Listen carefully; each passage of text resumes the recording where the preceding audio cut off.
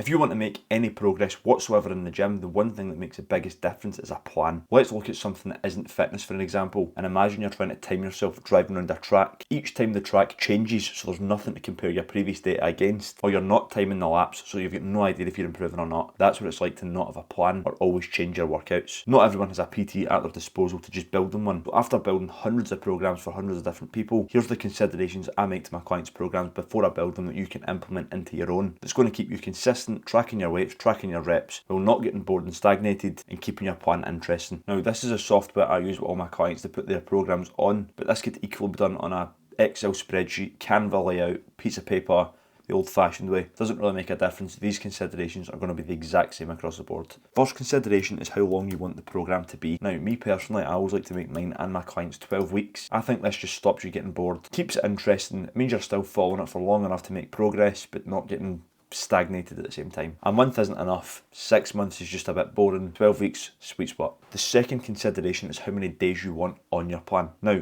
typically you'll say to someone, how many days do you want on your plan? How many days are you available? And they'll say, oh, 5 days I'm available. Typical rule of thumb that I've found with working with a lot of people. However many days you think you can manage, take a day off that. That's how many days your program is. So many people think they can manage 6, 7 days, when in reality, that's never going to happen. What happens is you miss a day, you feel terrible about yourself, you don't do the other days. It's just not a good idea. Just take however many days you think you can do, minus a day off that. So once you've figured out how many days you can do, that's when you can then jump into what you're going to be doing on specific days, commonly referred to as a split. Now, there's a couple of different splits you can do. There's a push-pull legs, full body. What you want to do is just dependent on you. One's not necessarily better than the other. It might just be better suited to you depending on your daily life. What we're going to do is go through a couple of my other clients' programs, and I'll show you why I've picked theirs, and then you can see if it suits you based on whatever days you've got available. So let's go into clients here. So this is my client Carson's program, right? Pretty busy with work. He can only ever really make it in 2 days. One with me, one on his own. So that's why I've only got 2 days here. But this is where considerations have to be made. No matter what program you've got, if you possibly can, you want to try and target your full body twice a week. Now, on his program, you'll notice that day one, we've got chest, back, triceps, legs, and biceps. On his second day, we've got legs, chest, back, triceps, biceps, hamstrings, back. So the full body's getting targeted twice is basically what we're saying here. Now, the difference between going twice and 4 times. Now, if we switch to my personal program here, we can see that I've got 4 days. That doesn't necessarily mean that I'm going harder than he is. It just means that I've got more time to target my full body twice over. So on this day one here, mine's is just back, hamstrings, and biceps.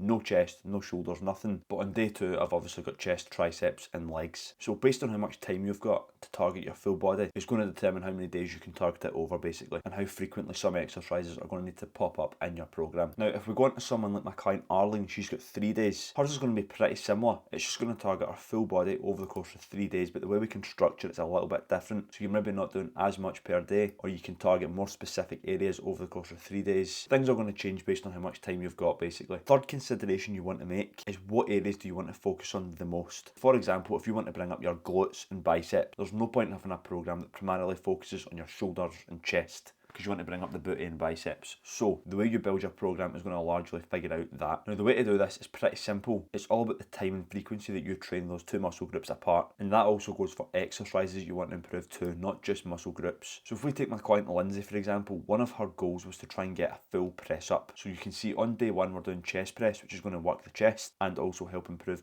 press ups. Along with this, to help that, we're also going to go with tricep push downs. Now, day 2 she comes in, which is the day in between obviously 1 and 3. She's going to do a tiny little bit of triceps, but nothing major. Then when we go back on to day 3, she's then going to do the press ups, which is going to work on the actual exercise itself. So she's got 3 workouts, all 3 of them are going to push towards the final goal of getting a press up, which we got, by the way. So shout out Lindsay. Typical rule of thumb, you want to try your very best to try and leave 48 hours in between training the same muscle group twice. So just try not to train the same muscle group or the same exercise too close together, otherwise it'll probably be diminishing returns, and that then obviously plays into your program because you want to try and space them apart pretty decently. Now, the last and final consideration is obviously exercise choice. Now, this is largely person dependent, and it's largely like pretty, what's the word I'm looking for here? Think, Cameron. Think. Personal preference. I could say to you chest press is going to be the best exercise, but you might think, I don't like you, Cameron. Chest press isn't the best. I'm not doing what you say.